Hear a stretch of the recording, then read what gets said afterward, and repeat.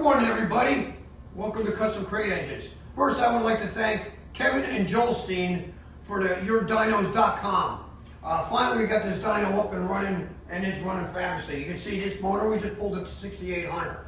We're going to be allowed to pull wherever we want to go with these motors now. But this Godzilla is going into an off-road race truck, and this one made 699 horsepower and 677 foot-pounds of torque.